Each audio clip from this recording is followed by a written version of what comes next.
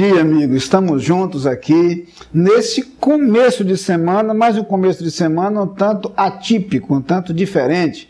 Véspera do feriado do dia 8, nós temos aí, para a grande maioria das pessoas, um período de folga prolongada, estendida, que começou na última sexta-feira ou no sábado e vai até amanhã, ou para muitos até a quarta-feira.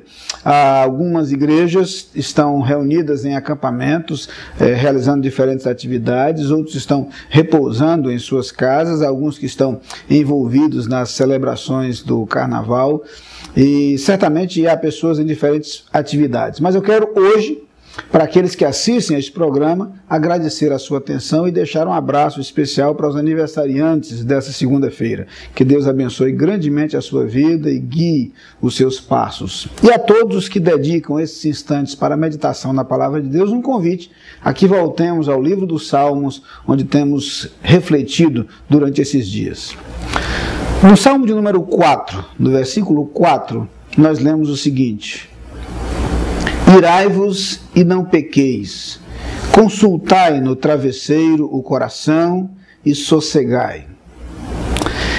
Eu sei que você já ouviu essa expressão, irai-vos e não pequeis. Muito provavelmente você deve ter encontrado essa expressão, se já leu na Bíblia, num outro texto, onde ela ocorre e é mais frequentemente lida. Mas aqui também nesse salmo, o salmista traz esta expressão: irai-vos e não pequeis.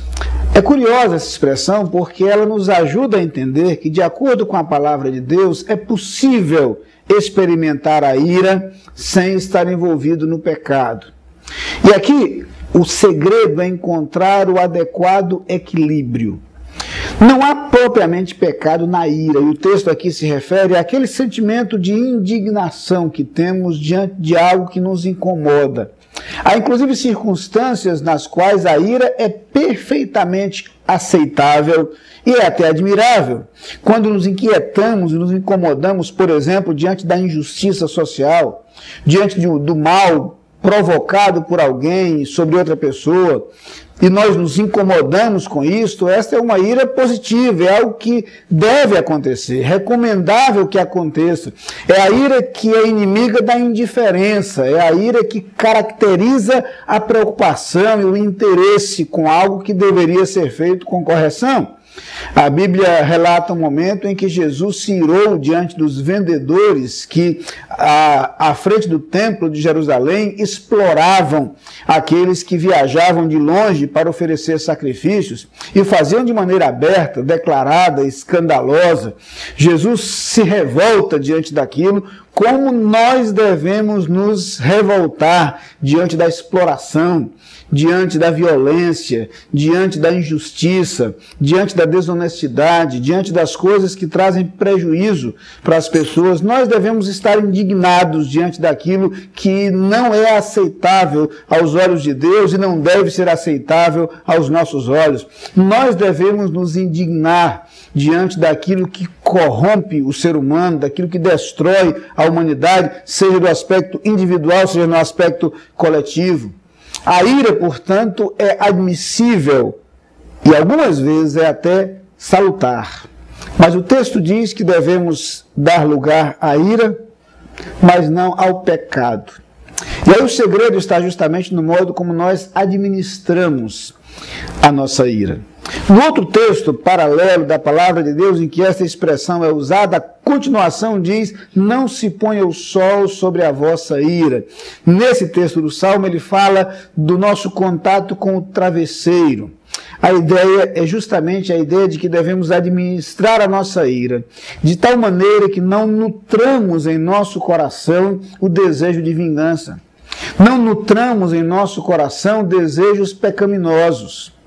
Quando algo nos incomoda, quando algo nos perturba, é preciso ter o equilíbrio necessário para administrar essa situação, sem que em nosso coração o ódio seja alimentado, a amargura seja perpetuada e desejos pecaminosos tomem lugar.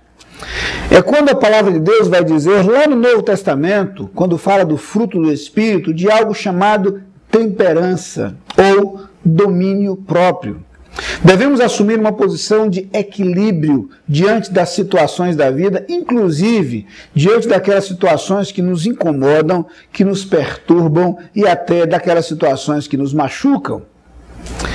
Embora estejamos sujeitos naturalmente a sentir indignação, tristeza e algumas vezes a estar irados diante de algo que nos incomoda, que mexe conosco, nós somos desafiados a encontrar o caminho para que a nossa ira possa se reverter em algo positivo e em algo construtivo. E isto é possível. Isto é possível. Que as injustiças que nos incomodam nos levem a lutar contra ela e a promover a justiça social.